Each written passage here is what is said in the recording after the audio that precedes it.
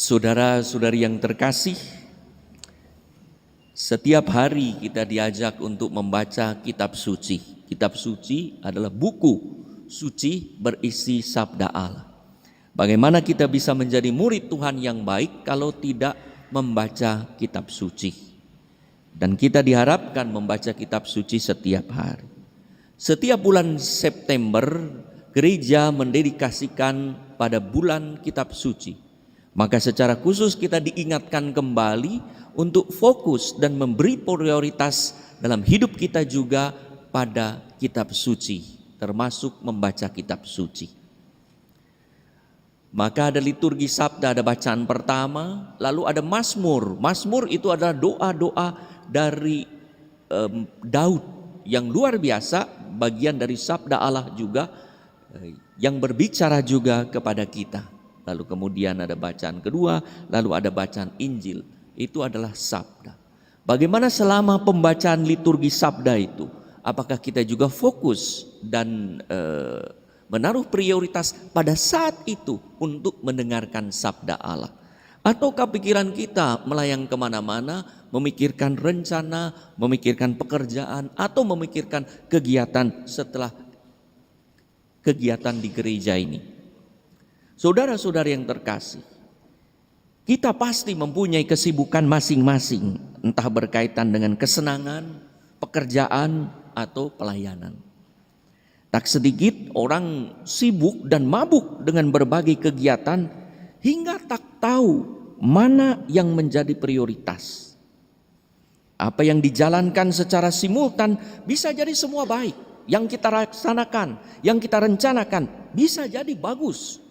Tapi mungkin kita tak mampu lagi memberi fokus pada apa yang sebetulnya paling penting dalam hidup. Hari ini kita diingatkan oleh sabda Tuhan, yaitu mengikuti Kristus agar diri selamat. Apa yang selamat? Damai sejahtera saat ini, mengalami sukacita saat ini dan juga kelak. Yesus harus menjadi pusat hidup yang mengatasi segalanya, termasuk segala hal-hal yang baik. Karena dialah putra Allah, asal dan tujuan hidup manusia. Tak ada barang apapun dan orang siapapun yang bisa dibandingkan dengan Kristus. Paulus dalam bacaan kedua mengatakan bahwa saya dipenjara demi Injil.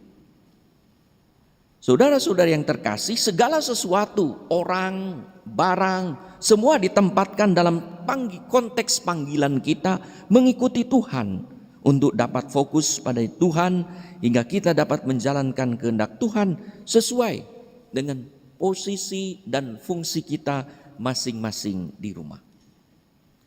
Saudara-saudari yang terkasih, ada seorang yang bernama Don Tapscott.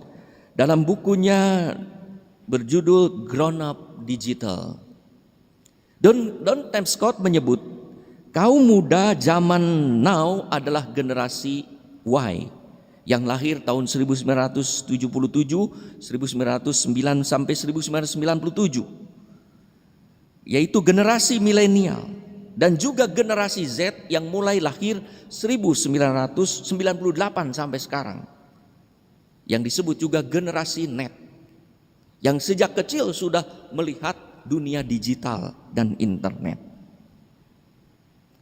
Maka Don Tapscott menggambarkan generasi net ini bisa melakukan 5 hal dalam waktu yang sama. Membuat SMS pada temannya, mengunduh musik, memposting video, menonton film, dan beraktivitas di jaring sosial.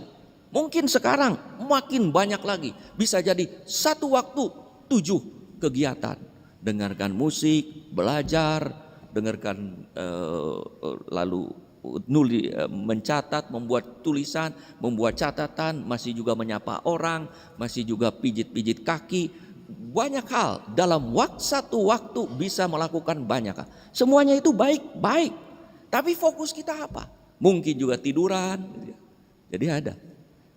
Di situ orang tak lagi mempunyai fokus dan bisa jadi pula bahwa ia tak tahu prioritas mana. Karena semuanya bagus. Semua ini dicoba, semua ingin dilakukan, olahraga, hobi, bakat, pertemanan. Lalu pertanyaan, mana prioritas? Karena semuanya baik. Sehingga semua nanti jadi rata-rata. Tidak ada yang unggul, tidak ada yang diunggulkan. Semua bisa, semua rata-rata. Tapi tidak ada yang unggul, excellent. Apakah ini juga berdampak pada saat orang berdoa atau merayakan Ekaristi? Masih sibuk dengan acara berikutnya dan mabuk dengan pekerjaan, hingga tak bisa duduk tenang menikmati kehadiran Tuhan dalam misa. Bahkan kadang-kadang curi-curi SMS, curi-curi lihat SMS, bisa jadi. Karena ini orang dibiasakan untuk melakukan banyak hal dalam waktu yang sama. Saudara-saudari yang terkasih, Yesus mengajak mereka yang mau mengikutinya untuk fokus pada dirinya sebagai pusat hidup yang tak dapat dibandingkan dengan apapun dan siapapun. Kalau mereka yang sedarah sedaging ternyata mengganggu fokus kita sebagai murid Tuhan, dengan penuh iman kita diminta untuk mengesampingkan. Itu bukan berarti bahwa kita harus membenci mereka. Kata-kata Yesus memang barang siapa tidak membenci. Semua orang itu luar biasa. Tapi kata-kata membenci ini hanya mau menekankan untuk mengikuti aku, kata Yesus, fokus. Bahkan kalau ada sesuatu yang mengganggu, apakah kita berani mengesampingkannya? Yesus tidak mengajak kita untuk membenci mereka. Yesus justru meminta kita untuk saling mengasihi satu sama lain. Bukankah kata Yesus, hendaklah kamu saling mengasihi satu sama lain? Perintah baru, Yohanes 13:14. Allah adalah kasih dan Yesus adalah putra Allah, wajah sempurna dari kasih Allah, maka ia adalah kasih yang tak mungkin menyangkal kasih itu. Maka tak mungkinlah ia meminta kita untuk membenci mereka yang seharusnya justru mendapat kasih pertama dari kita. Kalau ternyata yang dimaksud oleh Yesus, mereka semua yang kita cintai dan harus kita cintai mengganggu fokus kita untuk mengikuti Tuhan, menjauhkan kita dari Tuhan, atau bahkan dengan sadar atau tidak sadar mengajak kita melawan kehendak Tuhan, kita harus berani meninggalkan mereka seraya percaya dengan penuh iman bahwa Tuhan sendirilah yang akan mengurus mereka. Disitulah seorang murid diuji kesungguhannya, imannya dalam mengikuti Tuhan dengan kata-kata yang sangat keras bagi telinga kita, dengan kata membenci. Saudara-saudari yang terkasih, kita semua berusaha melakukan yang terbaik untuk Tuhan, sebagaimana Tuhan telah melakukan yang terbaik untuk kita. Kita mengikuti Tuhan sebagai murid agar mengalami damai sejahtera, bukan hanya untuk ikut, bukan.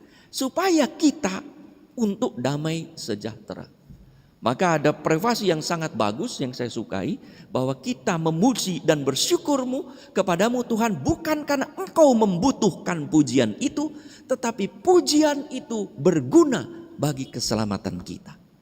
Maka kita mengikuti Tuhan bukan sekedar untuk mengikuti, tetapi kita mengikuti Tuhan karena kita membutuhkannya supaya kita mengalami damai sejahtera, penuh sukacita dan selamat. Kalau sesuatu dan seseorang mengganggu konsentrasi kita dalam mengikuti Tuhan, melaksanakan kehendak Allah, maka kita harus berani mengesampingkannya dan percaya bahwa Tuhan sendirilah yang akan menyelesaikan. Apakah kita sungguh percaya bahwa kalau kita mengikuti Tuhan tanpa syarat hingga meninggalkan apa dan siapapun yang seharusnya menjadi urusan dan tanggung jawab kita, Tuhanlah yang akan mengurusnya? Apa yang harus kita lakukan sekarang adalah tetap fokus pada apa yang menjadi panggilan perutusan kita. Mengikuti, mewartakan Tuhan yang tampak dalam memberi fokus dan prioritas pada kegiatan, pekerjaan, dan pelayanan yang sesuai. Bulan September, gereja mengajak kita untuk fokus dan menaruh prioritas pada kitab suci.